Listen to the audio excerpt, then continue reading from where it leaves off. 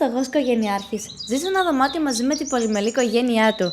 Αποφασίζει λοιπόν μια μέρα να πάει στο Χότζα και να του ζητήσει ένα πιο μεγάλο σπίτι για να ανασάνει λίγο ταλαιπωρημένη οικογένειά του. Αγαπητέ μου Χότζα, θέλουμε ένα πιο μεγάλο σπίτι. Δεν μπορούμε να ζούμε η γυναίκα μου και εγώ, τα παιδιά μας και οι συγγενείς όλοι μαζί σε ένα δωμάτιο. Μήπως έχεις ζώα στην αυλή σου? Έχω κότες. Τότε βάλε απόψε τις κότες στο σπίτι μαζί σας.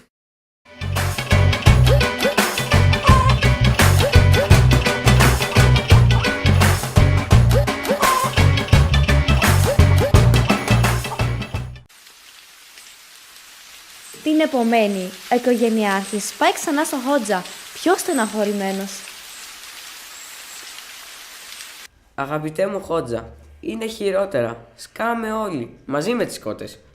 Έχεις κι άλλα ζώα? Έχω σκύλο και γάτα. Απόψε βάλε μέσα κι αυτά.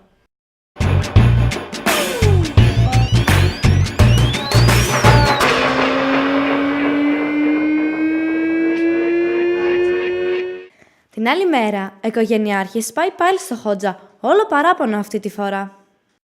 Αγαπητέ μου Χότζα, από το κακό στο χειρότερο πάμε. Κάντε κάτι για μας. Μήπως έχεις και κανέναν γάιδαρο στην αυλή σου? Ναι. Τότε βάλε μέσα κι αυτόν και έλα αύριο.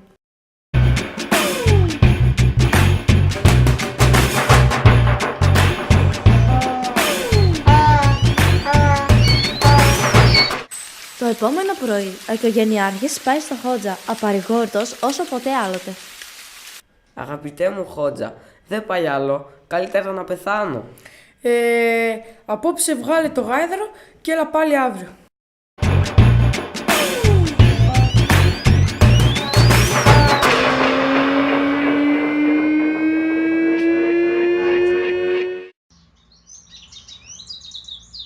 Την επομένη, ο άνθρωπος πάει στο Χότζα, γεμάτος ελπίδα. Ευχαριστούμε Χότζα μου. Είμαστε λίγο καλύτερα. Απόψε βγάλε λοιπόν και τις κότες, αύριο το σκύλο και μεθαύριο τη γάτα.